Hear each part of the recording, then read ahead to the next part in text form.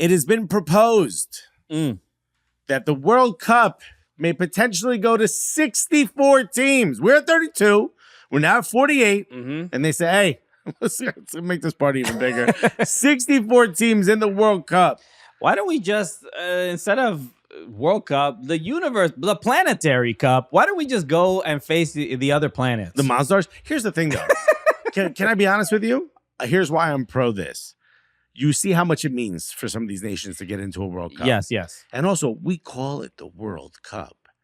Why not let the whole world be a part of it? Interesting. I love the I'm a global citizen. The capitalist mindset that you have. Of Really? Yeah. I think of it as more of a universalist. The possibilities, the opportunities. Where some people see problems, some people see possible when there's opportunities. Blood in the street, bye. That's what I'm saying. So I'll say it's not even about liking or disliking it. Let's just be realistic. A 48 world team World Cup is already introducing its own problems. It's a lot of teams, a lot of matches, the logistics, hotels. Right? We are next. Okay. Can I counter what you just said? Because we're seeing the trend now that World Cups aren't hosted by a single nation. They are starting to be hosted by groups of nations. So what about a South American World Cup? What about a Eastern European World Cup? Why not? Okay. I mean, I'm not saying just flat out no that this shouldn't happen, but we have to be consistent.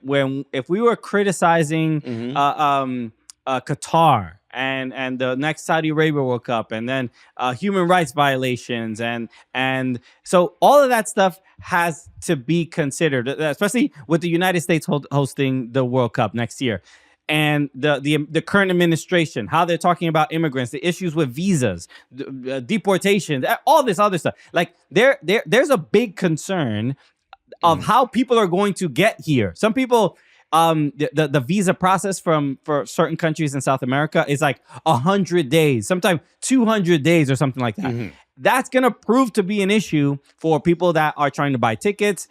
Infantino has to work with the administration to sort all these things out. Right. Now, if we add more teams, I'm good. Yes, spread the game all over the world. Would love to see, American Samoa in a World Cup. Nothing would make me happier than seeing something like that, but not at the cost of maybe abusing labor or abusing people to make those things happen. We all want. I don't think you need to do that in order to do it. I think the first thing is how do we grow the sport, right? How do we grow this competition to be even bigger? I think 64 teams is fine. I don't care. Make it 128. I really don't care. To be honest with you, for the sake of competition, it's fun. Yeah, but also the bad teams are going to be gone early anyway. So who cares? But then the good teams are going to be like, I don't want to have to travel, just like in the next World Cup. Not 26, but in 2030, that Argentina's going to have to play in Argentina and then fly to Spain, Morocco, Portugal, Portugal. Yeah, that they're not super excited about that. So it also introduces challenges logistically for the players themselves.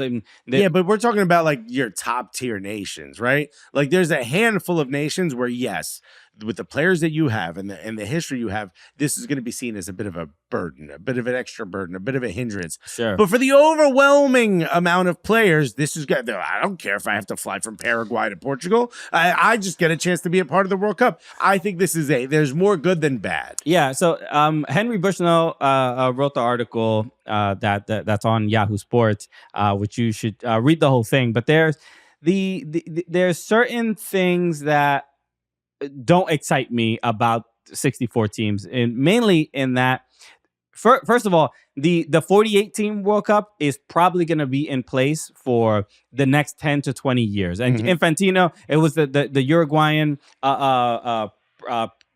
president of the federation that suggested the 64 team, and Infantino's like, hey, you know what? Like, I like where your head's at. Henry in the article points out that the rest of the people that were in the meeting, that was like a virtual meeting, were like, what the hell is this? We haven't even done the 48 one, and now you're already talking about this the 60. Also feels to me like Infantino texted somebody and was like, do me a favor, would you mind bringing this up? It does.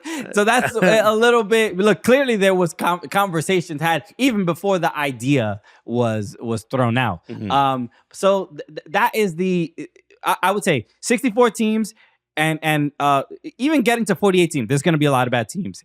When we get to 64 teams, or if we get to 64 teams, it seems inevitable. There's going to be a lot more bad teams. There is in human history, or not even human history, but at any given time in our lifetimes, there's a finite amount of good players and good teams.